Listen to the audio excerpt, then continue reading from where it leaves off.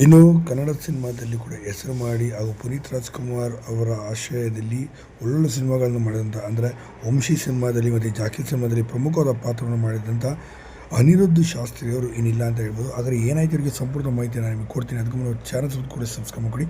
ಇನ್ನು ಅನಿರುದ್ಧ್ ಶಾಸ್ತ್ರಿಯವರು ರಾಕ್ಷಸ ಸಿನಿಮಾದಲ್ಲಿ ಶಿವರಾಜ್ ಕುಮಾರ್ ಜೊತೆ ಕೂಡ ಅಭಿನಯ ಮಾಡಿದ್ದಾರೆ. ಅಷ್ಟೇ ಅಲ್ಲ, ಬಾಲ ಸಿಂಗರ್ ಆಗಿ ಕೂಡ ಎದೆ ತುಂಬಿ ಆಡುವೆನು ಎಂಬ ರಿಯಾಲಿಟಿ ಶೋ ಅಲ್ಲಿ ಆಡ್ತಾ ಎಸ್ ಪಿ ಬಾಲಸುಬ್ರಹ್ಮಣ್ಯಂ ಅವರ ಕಟ್ಟಾಶಿಷ್ಯರಾಗಿ ಕೂಡ ಬಂದಂಥವರು.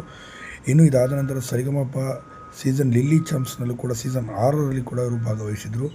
ಇಂಥ ಅದ್ಭುತವಾದ ನಟ ಅನಿಲ್ ಶಾಸ್ತ್ರಿ ಅವರು ಇಲ್ಲ ಅಂತ ಹೇಳ್ಬೋದು. ಯಾಕೆಂದರೆ ಚಿತ್ರರಂಗ ಸಂಪೂರ್ಣವಾಗಿ ದೂರ ಉಳಿದು ಈಗ ಸಾಫ್ಟ್ವೇರ್ ಇಂಜಿನಿಯರ್ ಆಗಿದ್ದಾರೆ ಅಂತ ಹೇಳ್ಬೋದು. ಈಗೊಮ್ಮೆ ಚಿತ್ರಗಳಿಗೆ ಆಡೋದು ಬಿಟ್ಟರೆ ಅವರು ಸಿನಿಮಾ ರಂಗದಲ್ಲಿ ಯಾವುದೇ ರೀತಿ ಆ್ಯಕ್ಟಿವ್ ಕೂಡ ಇಲ್ಲ ಅಂತ ಹೇಳ್ಬೋದು. ಇಷ್ಟು ವರ್ಷಕ್ಕೆ 2 ಸಿನಿಮಾಗಳಿಗೆ ಅವರು ಕೂಡ ಆಡಿರೋದು. ಇದರಿಂದನೇ ಗೊತ್ತಾಗುತ್ತೆ ಇವರು ಸಂಪೂರ್ಣ ಚಿತ್ರರಂಗದಿಂದ ಅಂತರನ ಕಾಯ್ದಿರಿಸ್ಕೊಂಡ್ರು ಅಂತ.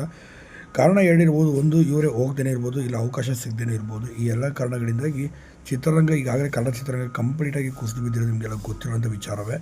ಇದರಿಂದಲೇ ಸಂಪೂರ್ಣವಾಗಿ ದೂರ ಉಳಿದಿದ್ದಾರೆ ಅಂದರೆ